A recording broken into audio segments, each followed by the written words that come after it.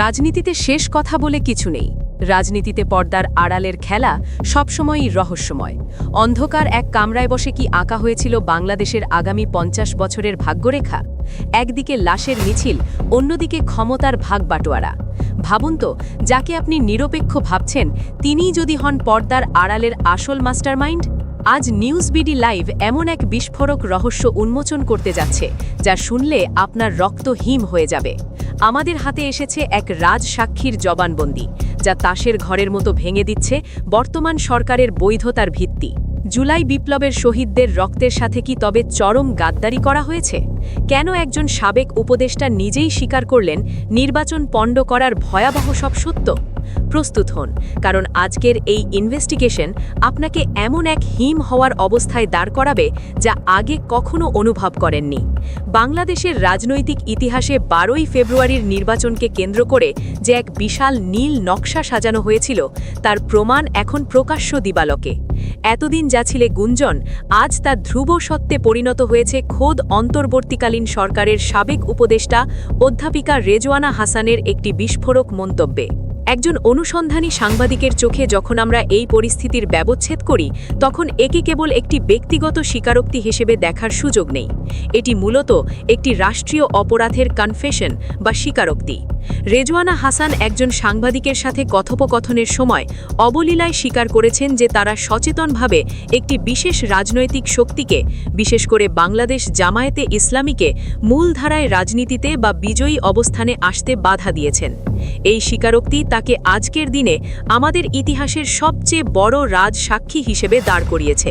প্রশ্ন জাগে, একটি নিরপেক্ষ তদারকি সরকারের উপদেষ্টার কাজ কি নির্বাচন সুগম করা, নাকি পর্দার আড়ালে বসে ইঞ্জিনিয়ারিং করে কোনো নির্দিষ্ট দলকে ক্ষমতার স্বাদ পাইয়ে দেওয়া? এই স্বীকারোক্তিটি একটি ভয়াবহ সত্যকে উন্মোচিত করে, সেটি হলো ইলেকশন ইঞ্জিনিয়ারিং। রেজওয়ানা হাসানের এই বক্তব্য প্রমাণ করে যে তৎকালীন সরকার কেবল নিরপেক্ষতার মুখোশ পড়েছিল। তাদের মূল লক্ষ্য ছিল একটি সাজানো নির্বাচনের মাধ্যমে জাতির আকাঙ্ক্ষাকে গলা টিপে হত্যা করা। এই পর্দার আড়ালের ষড়যন্ত্রে কেবল রেজওয়ানা হাসান একাই ছিলেন না, এটি ছিল পুরো সরকারের বা সরকারের একটি শক্তিশালী অংশের সম্মিলিত অপপ্রয়াস। আমাদের এই ইনভেস্টিগেশনের সবচেয়ে রোমাঞ্চকর এবং রক্তহীন করা অধ্যায়টি হল লন্ডন কনস্পিরেসি।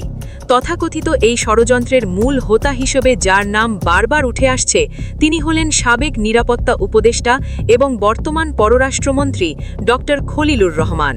একজন সাংবাদিক হিসেবে আমাদের বিশ্লেষণ বলছে, খলিলুর রহমানের উত্থান কোনো কাকতালীয় ঘটনা নয়, এটি ছিল অত্যন্ত সুনিপুণভাবে পরিকল্পিত একটি রিওয়ার্ড বা পুরস্কার। অন্তর্বর্তীকালীন সরকারের উপদেষ্টা হিসেবে শপথ নেওয়ার সময় একটি নীতিগত বাধ্যবাধকতা ছিল, কেউ পরবর্তী কোনো রাজনৈতিক সরকারে মন্ত্রী হতে পারবেন না। কিন্তু খলিলুর রহমান সাহেব সেই শপথের কফিনে শেষ পেরেক ঠুকে দিয়ে প্রথম দিনেই পররাষ্ট্রমন্ত্রী হিসেবে আবির্ভূত হলেন। কেন এই নজিরবিহীন নিয়ম লঙ্ঘন? উত্তরটা লুকিয়ে আছে লন্ডনের সেই রুদ্ধদ্বার বৈঠকগুলোতে।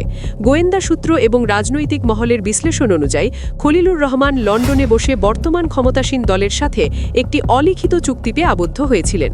তার কাজ ছিল অন্তর্বর্তীকালীন সরকারে থেকে প্রশাসনকে এমনভাবে সাজানো, ডিসি-এসপি থেকে শুরু করে প্রিসাইডিং অফিসার নিয়োগ পর্যন্ত, যাতে একটি নির্দিষ্ট দল বিপুল ভোটে জয়লাভ করতে পারে। আর এই মাস্টার সার্ভিসের প্রতিদান হিসেবেই তাকে আজ পররাষ্ট্রমন্ত্রীর গদিতে বসানো হয়েছে। একটি নির্বাচন কিভাবে ইঞ্জিনিয়ারিং করা হয়? আমাদের এই প্রতিবেদনে আমরা সেই ভয়াবহ পদ্ধতির গভীরে গিয়েছি। 12ই ফেব্রুয়ারি বাহ্যিকভাবে নির্বাচনটি শান্তিপূর্ণ মনে হলেও সন্ধ্যা হওয়ার সাথে সাথেই খবর আসতে থাকে কেন্দ্র দখলের, জাল ভোট এজেন্টদের বের করে দেওয়া এবং প্রিসাইডিং অফিসারদের সরাসরি সহযোগিতায় ব্যালট কাটার যে চিত্র উঠে এসেছে, তা যে কোনো গণতান্ত্রিক মানুষের জন্য হিম হওয়ার অবস্থা তৈরি করবে। প্রশাসনের এই নগ্ন দলীয়করণ কি একদিনে সম্ভব হয়েছে? না, এটি ছিল খলিলুর রহমান এবং তার সহযোগীদের তৈরি করা একটি মেটিকিউলাস ডিজাইন। প্রায় 53টি আসনে জামায়াতে ইসলামীর পক্ষ থেকে অফিসিয়াল অভিযোগ দাখিল করা হলেও সেগুলোকে হিমাগারে পাঠিয়ে দেওয়া হয়েছে। কেন? কারণ পর্দার আড়ালের মাস্টারমাইন্ডরা জানতেন, যদি নিরপেক্ষ তদন্ত হয় তবে তাদের পুরো নীল নকশা তাসের ঘরের মতো ধসে পড়বে। জাতি জানতে চায়, এই ইঞ্জিনিয়ারিংয়ে আর কারা জড়িত ছিল? রেজওয়ানা হাসান এবং খলিলুর রহমান কি কেবল হিমশৈলের চূড়ামাত্র? এই ষড়যন্ত্র কি পুরো সরকারের সম্মতিতে হয়েছে, নাকি এটি ছিল প্রশাসনের ভেতরে ঘাপটি মেরে থাকা একটি স্বার্থান্বেষী গোষ্ঠীর যারা জুলাই বিপ্লবের রক্তকে পুঁজি করে নিজেদের ভাগ্য বদলেছে? বন্ধুরা, আমরা এই ইনভেস্টিগেশনের এমন এক পর্যায়ে পৌঁছেছি যেখানে উন্মোচিত হচ্ছে ক্ষমতার সবচেয়ে অন্ধকার দিক। এই রহস্যের আরও গভীরে যেতে এবং প্রকৃত অপরাধীদের মুখোশ উন্মোচন করতে আমাদের সাহায্য করুন। এখনই আমাদের channel news BD live subscribe করুন এবং বেল আইকনটি চেপে দিন। সত্যের এই লড়াইয়ে আপনারাই আমাদের শক্তি। এই পুরো নাটকের সবচেয়ে আশ্চর্যজনক মোড় হল বাংলাদেশ জাতীয়তাবাদী দল বা বিএনপির অবস্থান। একসময় বিএনপির শীর্ষ নেতা সালাউদ্দিন আহমেদ স্বয়ং খলিলুর রহমানের বিরুদ্ধে রাজপথে সরব হয়েছিলেন। তাকে বিতর্কিত এবং সরকার থেকে বের করে দেওয়ার যোগ্য ব্যক্তি হিসেবে চিহ্নিত করা হয়েছিল। কিন্তু সেই একই খারাপ লোক কিভাবে রাতারাতি বিএনপির ঘরের লোক হয়ে পররাষ্ট্রমন্ত্রী হয়ে গেলেন? এখানেই জন্ম নেয় এক নতুন রহস্য। রাজনৈতিক বিশ্লেষকদের ধারণা, সালাউদ্দিন আহমেদের সেই কড়া বক্তব্যের পর খলিলুর রহমান বিএনপির সাথে এক গোপন কন্ট্রাক্ট বা চুক্তিতে লিপ্ত হন। চুক্তিটি ছিল অত্যন্ত সরল কিন্তু ভয়াবহ। খলিলুর রহমান সাহেব উপদেষ্টা হিসেবে থেকে বিএনপিকে নির্বাচনে জেতাতে উলঙ্গভাবে ভূমিকা রাখবেন, আর তার বিনিময়ে বিএনপি ক্ষমতায় গেলে তাকে গুরুত্বপূর্ণ মন্ত্রিত্ব দেওয়া হবে। আজকের বাস্তবতা সেই সন্দেহেরই প্রতিফলন। খলিলুর রহমান সাহেব সেই লন্ডন কনস্পিরেসির মূল নকশা অনুযায়ী তার প্রতিশ্রুতি রক্ষা করেছেন, আর বিএনপি তাকে মন্ত্রী বানিয়ে সেই ঋণ শোধ করেছে। এতে বিএনপির জনবল বা নেতার সংকটের চেয়েও বড় হয়ে দেখা দিয়েছে নৈতিকতার সংকট। একজন বিতর্কিত ব্যক্তিকে মন্ত্রী বানিয়ে বিএনপি কি আদতে জুলাই বিপ্লবের চেতনার সাথে বেইমানি করেনি? এই পুরো অস্থিতিশীলতার পেছনে কি কেবল দেশীয় রাজনীতি জড়িত? ভূ রাজনৈতিক বিশ্লেষকরা বলছেন ভিন্ন কথা। লন্ডন কনস্পিরেসি এবং এই নির্বাচন ইঞ্জিনিয়ারিংয়ের পেছনে আন্তর্জাতিক শক্তির একটি বড় প্রভাব রয়েছে। বিশেষ করে আঞ্চলিক রাজনীতিতে জামায়াতে ইসলামীর মতো একটি দল যাতে প্রধান শক্তি হিসেবে আবির্ভূত হতে না পারে, সেজন্য বড় বড় শক্তিগুলো সব সময়ই তৎপর থাকে। তৎকালীন অন্তর্বর্তীকালীন সরকার প্রধান ডক্টর মুহাম্মদ ইউনুস একজন আন্তর্জাতিক ব্যক্তিত্ব হওয়া সত্ত্বেও কেন এই অনিয়মগুলো ঠেকাতে পারলেন না? এটি কি তার ব্যর্থতা, নাকি তার অজান্তে প্রশাসনের একটি শক্তিশালী অংশ এই নীল নকশা বাস্তবায়ন করেছে? ডক্টর ইউনুস ফ্যাক্টর এখানে অত্যন্ত গুরুত্বপূর্ণ, কারণ বিশ্ব সম্প্রদায়ের কাছে এই সরকারের একটি আলাদা মর্যাদা ছিল। সেই মর্যাদা ব্যবহার করে যদি কেউ পেছনের দরজা দিয়ে ক্ষমতা দখল করে থাকে, তবে তা ইতিহাসের সবচেয়ে বড় বিশ্বাসঘাতকতা। খলিলুর রহমান এবং রেজওয়ানা হাসানেরা এই বিশ্বস্ততার সুযোগ নিয়ে জাতিকে একটি স্বচ্ছ নির্বাচন থেকে বঞ্চিত করেছেন। গত 56 বছরে এই জাতি একটি সুষ্ঠু নির্বাচনের জন্য তৃষ্ণার্ত ছিল।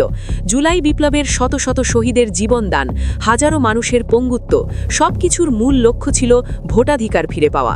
কিন্তু লন্ডন থেকে আমদানিকৃত এই ষড়যন্ত্র সব স্বপ্নকে ধূলিসাৎ করে দিয়েছে। ইতিহাসের এক অদ্ভুত নিয়ম হল, মির্জাফররা কখনো ক্ষমা পায় না।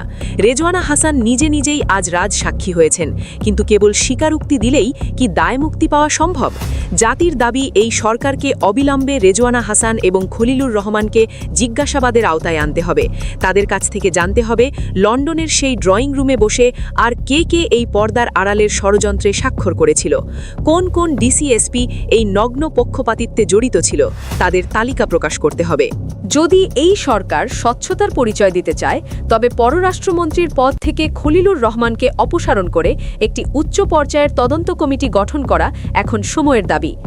জুলাইয়ের সেই উত্তাল দিনগুলোতে রাজপথে যারা রক্ত দিয়েছেন, তারা কি এই রিওয়ার্ড নেওয়া মন্ত্রীদের দেখার জন্য জীবন দিয়েছিলেন, নাকি তারা চেয়েছিলেন এমন এক বাংলাদেশ যেখানে ভোটের ফলাফল নির্ধারণ করবে জনগণ, লন্ডনের কোনো কনস্পিরেটর নয়? অধ্যাপিকা রেজওয়ানা হাসান এবং ডক্টর খলিলুর রহমান আজ যা করেছেন তাকে স্রেফ রাজনৈতিক চাতুর্য বললে ভুল হবে।